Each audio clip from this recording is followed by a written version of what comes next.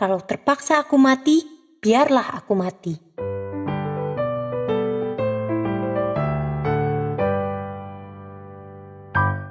Halo adik-adik semuanya. Cerita Alkitab anak-anak hari ini berjudul Ester dan Mordekai.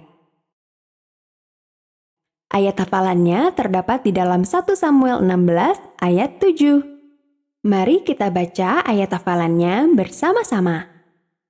Manusia melihat apa yang di depan mata, tetapi Tuhan melihat hati. Pernahkah adik-adik berada dalam situasi di mana adik-adik tidak tahu harus berbuat apa? Ratu Ester pernah berada dalam situasi seperti itu loh adik-adik. Mari kita dengarkan kisahnya bersama-sama. Mordekai senang Ester terpilih menjadi ratu, tetapi dia tetap tidak ingin Ester memberitahu orang lain bahwa dirinya adalah seorang Yahudi. Suatu hari, ketika Mordekai sedang duduk di pintu gerbang istana, Mordekai mendengar dua penjaga pintu yang bernama Bigtan dan Teres berbicara. Mereka marah kepada raja dan berencana untuk membunuhnya. Mordekai memberitahu Ester, dan Ester memberitahu raja. Raja Ahasiweros menyelidiki laporan Mordekai. Wah, ternyata apa yang dikatakan Mordekai itu benar. Para penjaga itu ditangkap dan digantung sebagai hukuman. Peristiwa ini ditulis dalam kitab sejarah.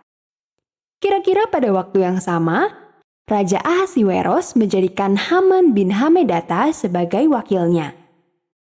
Raja Ahasiweros memerintahkan semua orang untuk sujud kepada Haman ketika mereka melihatnya.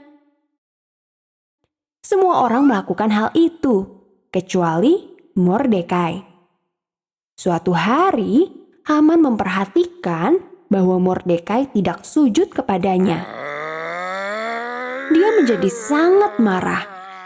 Haman tahu Mordekai adalah seorang Yahudi. Jadi, dia mulai memikirkan cara untuk membunuh Mordekai dan semua orang Yahudi lainnya. Haman memutuskan untuk memberitahu Raja Ahasiweros bahwa ada suatu bangsa yang menyebabkan masalah dan harus dimusnahkan. Dia berkata bahwa dia akan membayar orang-orang yang akan membinasakan mereka. Haman tidak memberitahu raja bahwa orang-orang yang dia maksud adalah orang Yahudi. Uang itu kuserahkan padamu, Kata Raja Ahasiweros kepada Haman. dan bangsa itu lakukanlah pada mereka sesukamu. Ketika Mordekai mendengar perintah itu, dia mengenakan pakaian kabung sebagai tanda bahwa dia sedang berduka. Dia menutupi dirinya dengan abu dan menangis di pintu gerbang istana. Pelayan Ester memberitahunya bagaimana Mordekai berpakaian. Ester mengirimkan pakaian bagus untuk Mordekai pakai, tetapi dia menolak untuk memakainya. Ester menyuruh Hattah, pelayannya, untuk berbicara dengan Mordekai. Mordekai menceritakan semua yang telah terjadi. Dia bahkan memberi Hattah salinan surat undang-undang untuk Ester.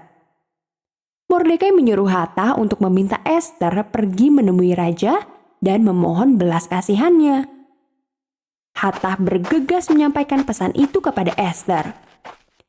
Ester mengirim pesan balasan untuk Mordekai. Tidak seorang pun boleh pergi menghadap raja tanpa dipanggil.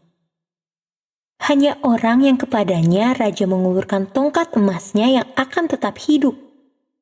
Namun jika tidak, orang itu akan mati. Dan selama 30 hari ini, aku belum dipanggil menghadap raja. Mordekai menjawab, Jangan kira karena engkau tinggal di dalam istana raja, orang tidak akan tahu bahwa engkau adalah seorang Yahudi. Engkau tidak bisa melarikan diri. Jika engkau tetap diam, bantuan akan datang dari pihak lain, tetapi engkau dan seluruh keluarga kita akan mati. Siapa tahu, engkau mungkin telah terpilih menjadi ratu untuk menyelamatkan bangsa kita di saat yang mengerikan ini. Akhirnya Esther mengirim satu pesan terakhir kepada Mordekai. Pergilah, kumpulkan semua orang Yahudi yang ada di Susan dan berpuasalah untuk aku. Beritahu mereka untuk tidak makan atau minum apapun selama 3 hari 3 malam. Pelayanku dan aku akan melakukan hal yang sama. Kemudian, meskipun itu melanggar hukum, aku akan menghadap raja. Kalau terpaksa aku mati, biarlah aku mati. Kira-kira apa yang akan terjadi pada Esther ya adik-adik? Apakah dia akan mati? Kita akan mendengarkan kelanjutan cerita ini di cerita Alkitab selanjutnya. Pelajaran yang kita dapatkan dari cerita Alkitab anak-anak hari ini adalah Tuhan membantuku menerima semua orang. Sampai jumpa di cerita Alkitab anak-anak selanjutnya adik-adik. Tuhan Yesus memberkati kita semua.